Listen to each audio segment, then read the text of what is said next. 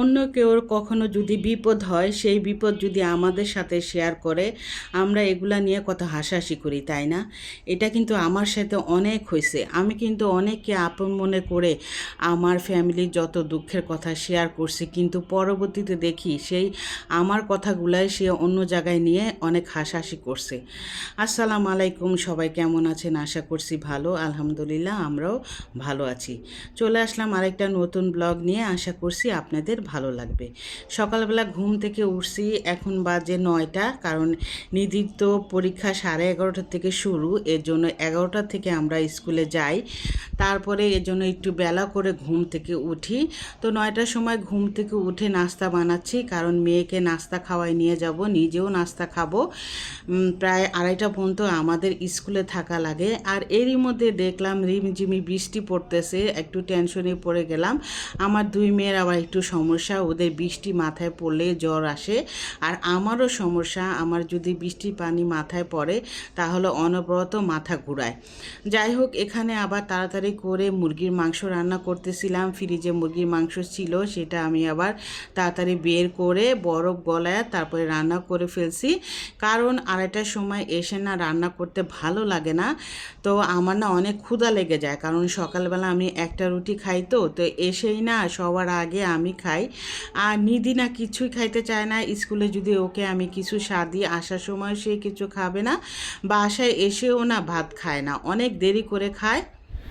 আমি এখানে বসে আছি, কারণ ওই গার্জেন রুমে অনেক গার্জেন অনেক কথা বলতেছে, ভালো লাগে না, এর জন্য একা একা এখানে বসে থাকি। এই জায়গাটা খুব ভালো লাগে, মানে ঠান্ডা ঠান্ডা, আর বৃষ্টি হইতেছে তো এই জন্য ওয়েদারটা অনেক ঠান্ডা। আর এখানে মনে হয় অনুষ্ঠান হবে, এই জন্য ভ্যান বইরা বইরা অনেক জিনিসপত্র আনতেছে। কালকে শুক্রবার, আজকে বৃহস্পতিবার। তো এখানে বসে আছি, তাড়াহুড়া করে সকালবেলা রান্না করলাম, মুরগি রান্না করছি, নাস্তা বানাইছি, পরে মেয়েকে রেডি করে নিয়ে আসলাম। এখন বেলা বাজে 1টা, আরও 1 ঘন্টা থাকতে হবে, তারপরে বাসায় যাব। আর নিহা একা বাসায়, আর নিহার বাবা আবার গেছে বাইরে কাজে। তো কালকে আবার দেখলাম তানজিলার মানে তৃষার ব্লগ দেখলাম। তৃষার ব্লগ দেখে খুবই খারাপ লাগলো। আসলে মানুষ যে কত খারাপ, মানুষের পিছনে মানুষ কিভাবে লাগে, কালকে তৃষার কথা শুনে না অনেক খারাপ লাগলো। তানজিলার ব্যাপারটা শোনা, তানজিলার ব্যাপারে ইনডাইরেক্টলি তৃষা কিন্তু বলে দিছে কালকে।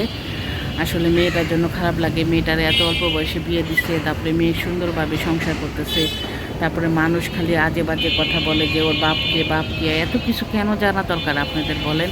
মানুষের পার্সোনাল ব্যাপার নিয়ে মানুষের এত যে চিন্তা, কিভাবে মানে তাদের পার্সোনাল ব্যাপার জানবে। তো কালকে তো তৃষা ইনডাইরেক্টলি বলেই ফেললো। তো আসলে খুবই খারাপ লাগলো। মানুষের জীবনে কখন কি হয় কেউ জানে না, কেউ বলতে পারে না। আমরা কিন্তু মানুষরা কেউ ওই জিনিসটা মানি না। মানুষের যদি কোনো একটা সমস্যা হয় সেটা নিয়ে কিভাবে আমরা রোস্টিং করব, কিভাবে তাদের পিছে লেগে থাকব, এই নিয়ে আমরা সব সময় চেষ্টা করি। আসলে কিন্তু কেউ মরার চিন্তা করে না, মানে কার পিছে কে লাগবে, কার বদনাম কে বলবে, সেটা নিয়ে আমরা সব সময় আর কি ব্যস্ত থাকি। তো যাই হোক, এখানে আবার আজান দিতেছে, আজানের সময় কথা বলবো না। 500 পরীক্ষা কেমন আসছে প্রশ্ন? কঠিন। কালকে তো বন্ধ না? আমরা পরীক্ষা দিয়ে তারপরে বাসাও আসার রাস্তায় আমরা, তো বাসায় আসার সময় হালকা হালকা বৃষ্টি পড়তেছিল, ক্যামেরায় কিন্তু ওরকমভাবে দেখা যাচ্ছিল না।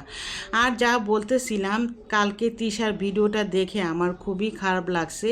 আসলে কার জীবনে কি হয় কখনো কেউ বলতে পারে না। আর এই যে দেখেন, আমি আসা মাত্রই কিন্তু রান্নাঘরে আসলাম, কারণ তাড়াতাড়ি করে চলে গেছিলাম। রান্না করে কোনো রকম রান্নাঘরটা কিন্তু ক্লিন করা হয় নাই, এই জন্য ভাবলাম যে রান্নাঘরটা একটু ভালো করে ক্লিন করি। আর রাস্তাতে আসার সময় মিষ্টি কুমড়া নিয়ে আসছিলাম। নেহা আবার মিষ্টি কুমড়াটা না চাক চাক ভাজি করলে ও অনেক পছন্দ করে, তাই ভাবলাম যে এভাবে একটু ভাজি করি। আর আমারও না সবজি খেতে খুবই ভালো লাগে। আমার না মাছ পছন্দ, কিন্তু মুরগিটা, গরু মাংস সেরকমভাবে এত খাই না। গরু মাংসটা আমার পছন্দ, কিন্তু প্রতিদিন আসে না, সপ্তাহে 2-3 দিন করে খাওয়াটা আমার মোটেও ভালো লাগে না। আমি সবচেয়ে বেশি পছন্দ করি মাছ আর সবজি। তো আসার সময় মিষ্টি কুমড়া নিয়ে আসলাম, তাড়াতাড়ি করে কুটে এখানে হলুদ মরিচ দিয়ে ম্যারিনেট করে রেখে দিলাম। একটু পরে গরম গরম ভাজবো আর ভাত খাবো। আর এই যে দেখেন কড়াই, এগুলা কিন্তু ধোয়া হয়েছিল না, সেগুলো আবার পরিষ্কার করে ধুয়ে নিলাম। তো যা বলতেছিলাম, আমরা কিন্তু অন্যের জীবন নিয়ে অনেক চেষ্টা করি জানার, কৌতূহল থাকে, এই জিনিসটা কিন্তু আমাদের মোটেও ঠিক না।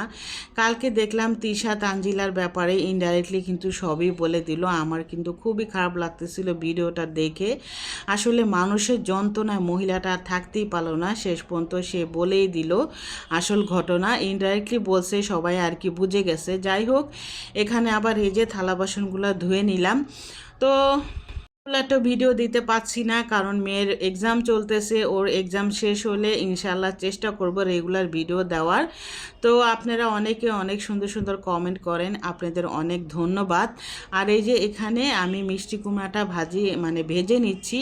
এভাবে ভেজে খেয়ে দেখতে পারেন, খুবই মজা লাগে। আমার মাকে আগে দেখতাম যে এভাবে মিষ্টি কুমড়াটা ভাজতো, তখন কিন্তু আমি একদম ছুঁয়েও দেখতাম না, খাইতাম না। আর এখন দেখেন আমার মেয়েও খায়, আমিও খাই। আসলে বয়সের সাথে সাথে রুচিও চেঞ্জ হয়।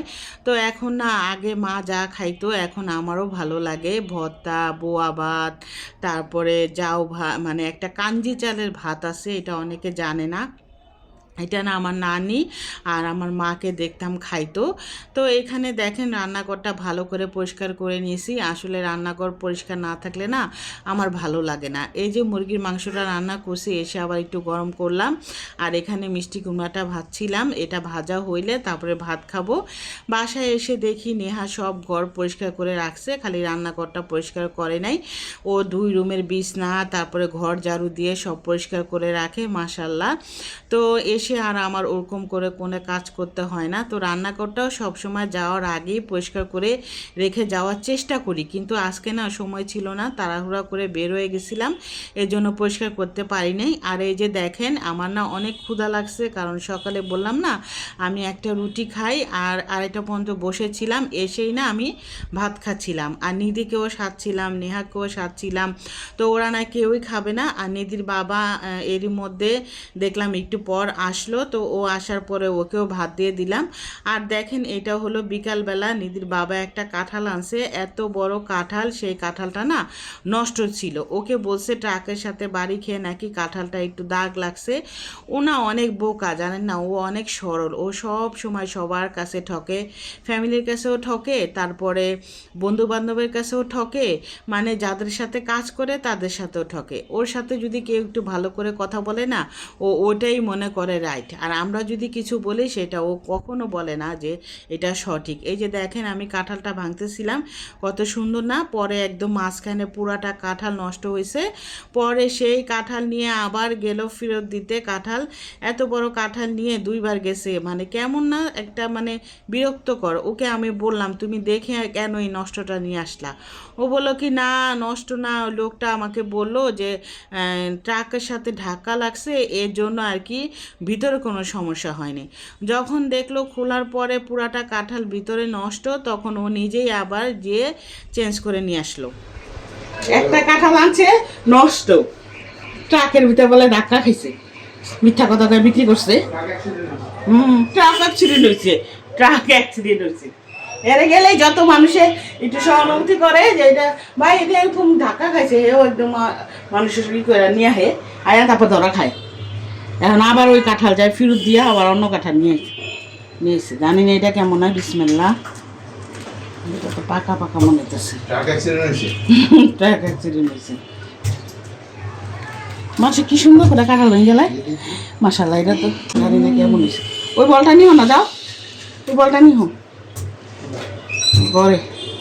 আর যে খাইতে খাইতে হে তো উঠে না, নেহাই তো উঠে না। হ্যাঁ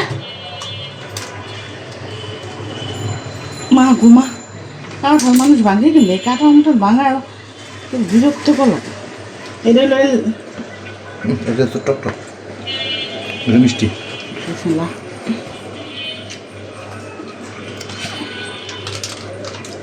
মিষ্টি আচ্ছা, মোটামুটি অন্যটার মতন বিচি আলাদা ভালো থাকে ও